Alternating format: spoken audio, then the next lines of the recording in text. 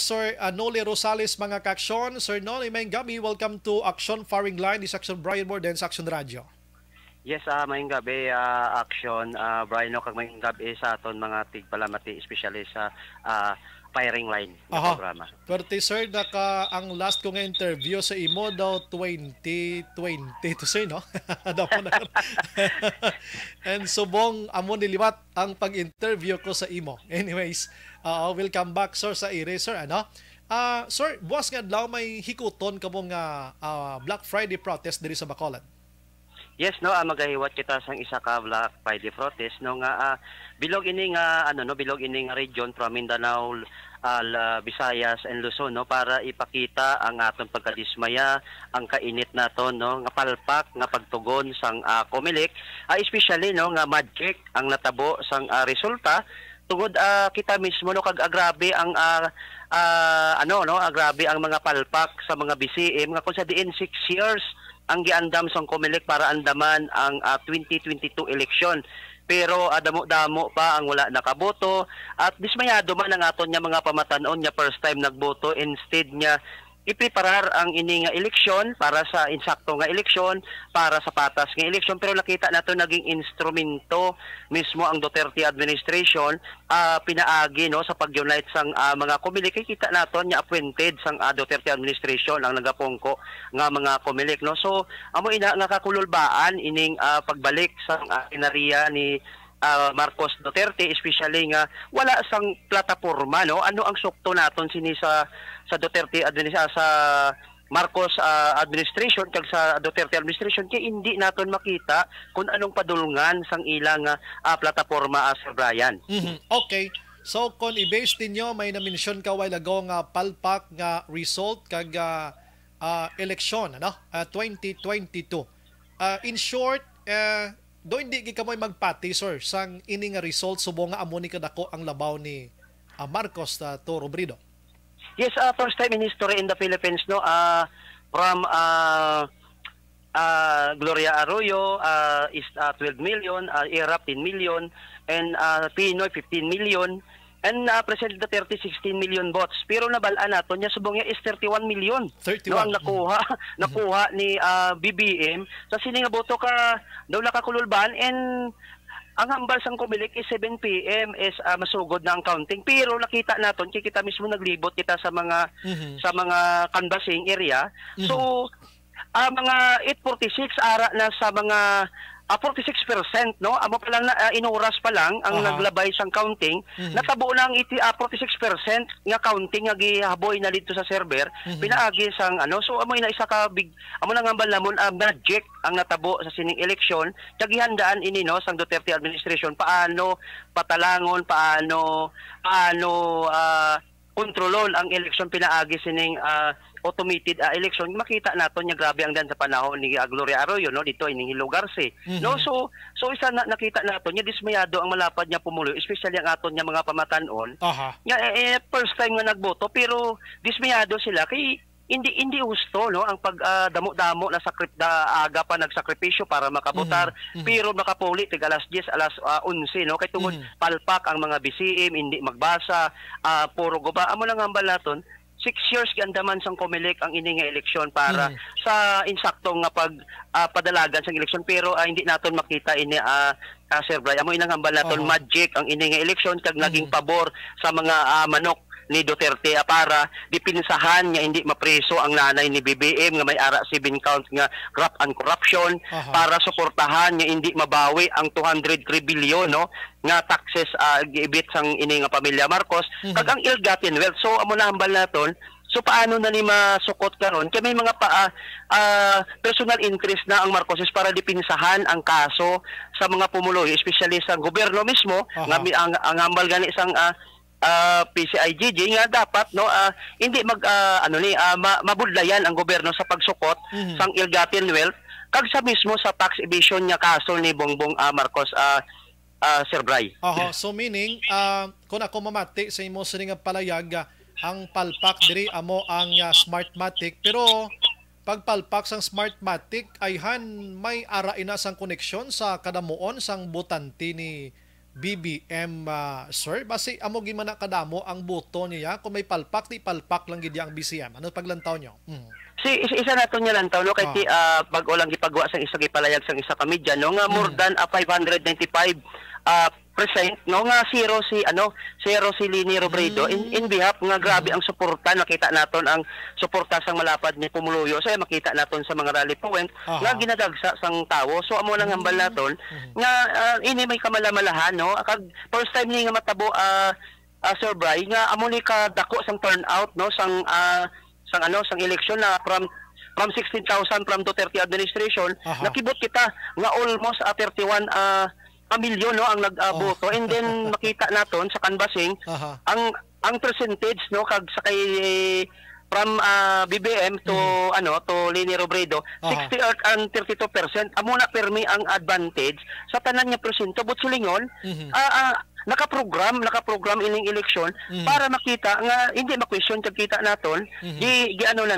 kondisyon na ang mga tao sang pinaagi sa mga survey nga gataas ang porsyento ni BBM sa pinagi sa survey. So nakita naton nga ini isa ka main conditioning para hindi ma-question no ang pagpandaya sang sang Marcos Duterte administration. Kag diri naging kabahin ang palpak nga tugon sang Comelec. Amo nang ginapasabat naton ang Comelec kay kung tuod lang gid nakahimo ang Comelec, dapat amo nang ambal naton nya sino ba lang maga-question kung makita naton ang sakto patas nga eleksyon. So amo nang ambal naton nya nakita naton naglagaw man kita sa panahon sang May 9 election. Damo gid nga problema sa mga BCM. No, damo nga dismayado nga tawo, dati papirmahon lang sang waiver, wala ang imo rights para magbotar sang isa ka insakto madula. So amo nang hambal naton ang ini nga eleksyon naging failure sa Duterte administration. Giplano gid nila paano madipinsahan ang interest sang Marcos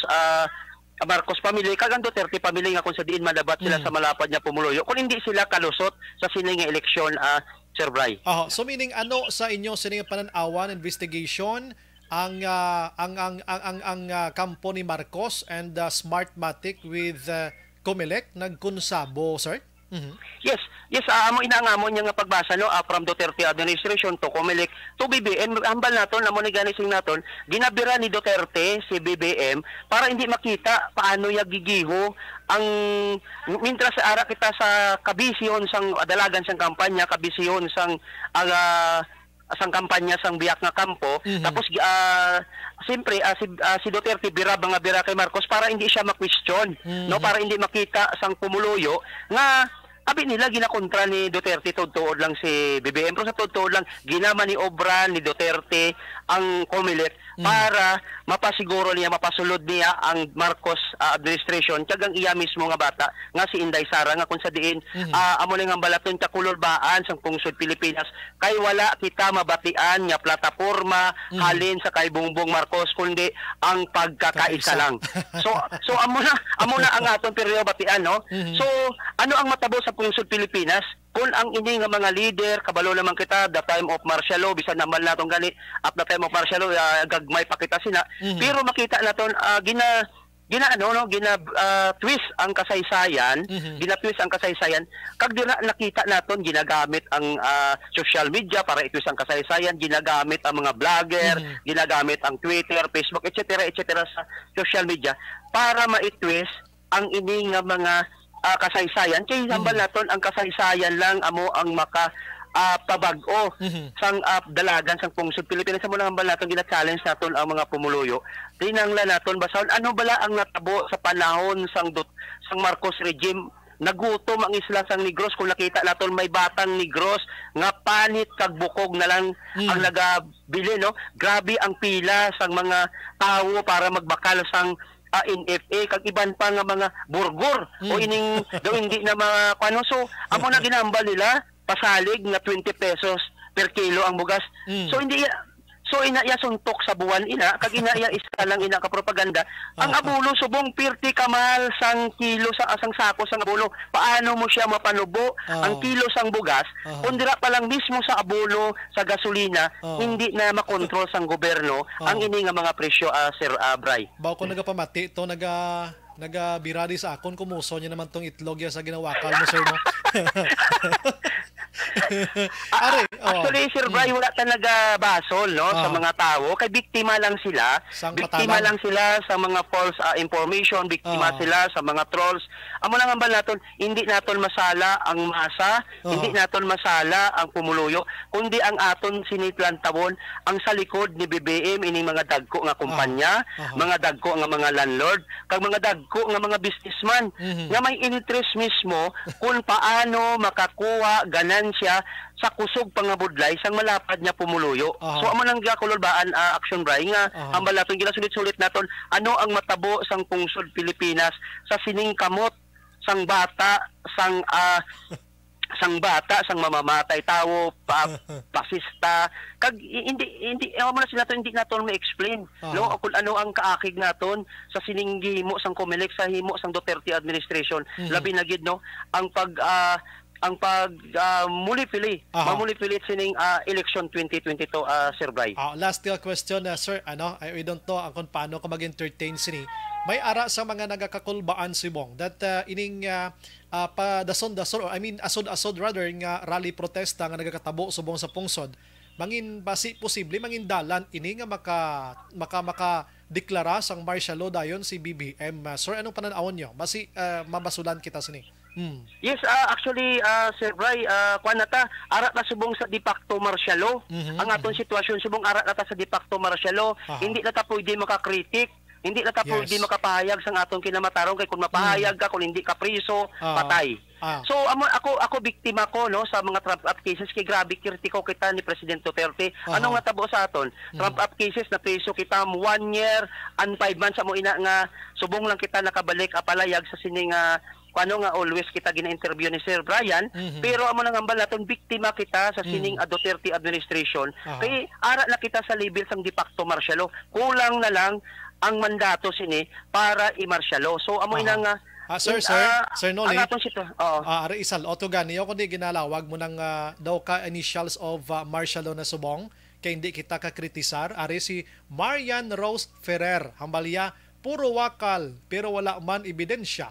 Mga assumptions, kanugon lang sang airtime nyo, tama kabayas ang inyo gina-interview. Batunon nyo na lang na pierde na kamo. I'm sorry, Madam Marian Rose Ferrer, bisan magkinaano, bisan maghililikog, pakitaway na kita mahimo ya kay presidente na siya. Ang amon diri nga palayag sa Action Radio and sa mga interviews so that may ara kita sa mga point of views nga mabatian ninyo agon maintindihan yung sitwasyon naton. Sir Noli, sir, ano? Yes, amo nang ambal naton Sir Bray, hindi naton na sila mabasol tungod naging sirado, wala nila mabalikan ang kasaysayan tungod ang kasaysayan na dula sa aton nga curriculum, no? Pila na lang ka percent na may kasaysayan. So we back kita permi sa kasaysayan kung ano ang natabo bisan sa Isla San Negros lang.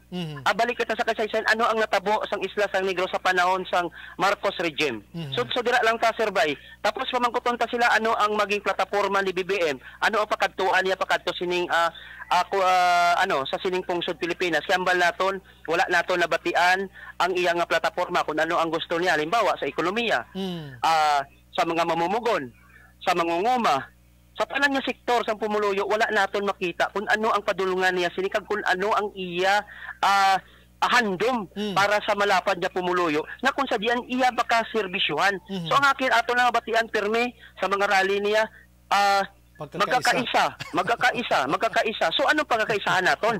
Amo na big question kag ikaduha nga nahadlo ka sa mga radio interview sa mga media man, nahadlo ka mag-debate kay para dira kun baga naga-apply ka bilang empleyado sa pungsod Pilipinas para dira nimo explicar kung ano ang imo ginatawag nga mga plataporma. So amo lang ginambal naton Sir Bay kalahadlokan ining aton nya ining sumulod naton nya nga sitwasyon subong labi na ining nagdaog na ginadeklara na wala ka man nagdaog pero nakita na naton layo lang biya ni Leni Robredo amo lang ang naton hindi pa kami natapos ang away kung hindi naton kung napaltalsik naton sa una ang tatay ni BBM hindi posible nga mabatalsik naton ang bata. Paghambal gini Action Oliver, Action Oli nga pagkakaisa sa unit team. Kasulod nga sa pinsar kung anong pagdahom ni Inday Sara Duterte sa liderato sang amay niya, nagkawatak-watak kita, Sir Noli? Yes, precisely. Sakto na. Sakto na, Sir Ryan. Meaning hindi naming liderato sa amay niya. Doon mo na? At kung kami palang tawon, hindi man gid maayo ang liderato ni President Duterte. Una-una, diin to ang gipromisa ya nga hambal ya, ang tanan niya mga mamumugon, tagaan niya sang maayo nga sweldo, subong nalansang gyapon kita salmumo kag limos nga sweldo. Ang hambal ya, ang tanan niya mga kontraktual himuon niya regular. Isa diin, tapuso niya ang droga, ang ara siya likod, puro mga drug lord. So, sambalya, tapuso niya maayong ekonomiya sang pungsod Pilipinas. So, sa diin, mas gibaligya ya pa ang Pilipinas sa kamot sang China. So, amo inang isa ka ginambal ni BBM nga unity tungod sa Duterte administration, watak-watak ang malapad niya pumuluyo. Bisan sang iyang pamunuan, pirti ka watak-watak hindi naton makita kung ano ang direksyon sining pungsod Pilipinas sa mga ngambal sang iban sa Duterte administration wala may nagatimon sa pungsod Pilipinas. Aha, with that Sir Noli, salamat gid ha sa imo sining serbisyo tonight. Sigurado ko damo naman nag-ugtas sa aton nga duwa, no? Mabuhay ka, sir. Yes, masalamat kita, Sir Bay. I hope maintindihan sang malapad niya pumuloyo nga kamo biktima sa sini nga sitwasyon. So amo nang ngambal naton, dapat magbugtaw kita aton ni away ang aton kinamatarong para sa pungsod Pilipinas nga amo ang aton nga gidepensa. So salamat, Sir Bay, kag maayong gabi sa inyo nga tanan. Salamat, sir.